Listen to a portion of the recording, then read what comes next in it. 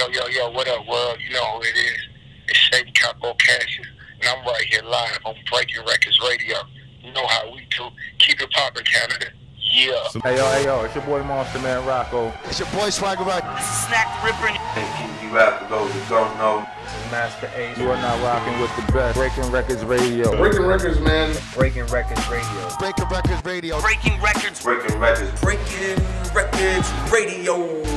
Let's go. Breaking Records Radio. Breaking Records Radio. Breaking Records, man. Radio is like the place to be. I don't fuck strange music, dude. And that's actually, you know, you segued it perfectly because I did actually want to ask you about the Stay Solid album. I didn't realize you had 3 of them coming out this year, on top of the 12 EPs. So, I'm kind of curious, like, with all this music coming out, like, what's kind of like how are you gonna present it to the people, like, with all the EPs and, you know, the albums, like, are you gonna do like an EP a month kind of thing, and then an album every like third of the, like, you know, like Exactly. Yeah. Exactly. One of these, like by March and April, I'll probably drop 2 EPs. You know what I mean, each month, just to get myself on them, because that'll be 4 in April, so that'll be boom boom. Then I can drop 1 a month after that, and then the projects I want to drop 1. You know, in the right before like spring, summer, then 1 right at the end of the summer, and then 1 in the 4th quarter, just to set it off right, because it's different moods. You know what I mean? So I'm recording them in different times, in different zones. So, you know, you can't present a summertime album in the winter, and you can't present a wintertime album in the summer. So it's all about the timing and making sure the songs go together and flow and stay cohesive and still tell that story. Because it's all about a storyline and the script of being solid. So everything that I say in there is no fabrication. You know what I mean? So I'm sure that the little homegirl Billie Eilish are like, you know what I mean? There's no lies, there's no fabrication. Everything and stay solid. That's the whole point. Like, everything I speak about, I'm either living right now or have lived or done. Like, period. There's nothing fake or false about it. There's not even one embellishment in it. I made sure that it's the realest music that I ever wrote. Like, I'm just piecing it to where it's just the realest stuff that I have. And that way I can give it to the people, and they can really see who I am as a person and as an artist. Because I'm kind of guarded, you know, and especially coming from the Shady family, we're all pretty much guarded. Yeah. You don't hear too much. You know some things about Marshall's personal life because he's the biggest rap artist of all time. But it's still a lot of his personal life that no one knows about. You know what I mean?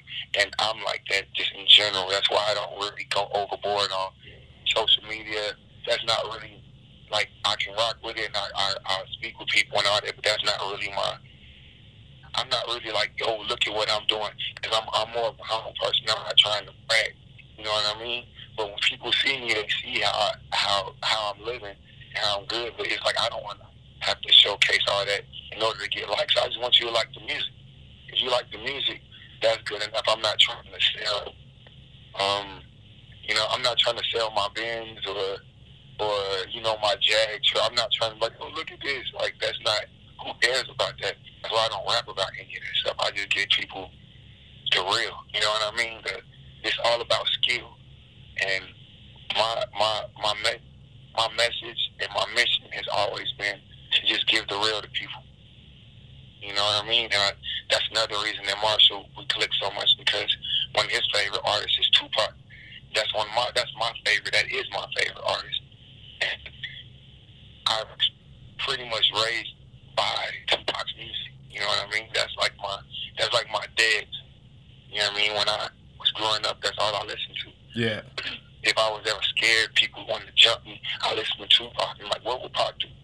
Okay, Pac would just go through this, so I would just go through everything, handle my business, and come out victorious. And that's where I lost the fear. I lost sight of fear, you know, by becoming like that.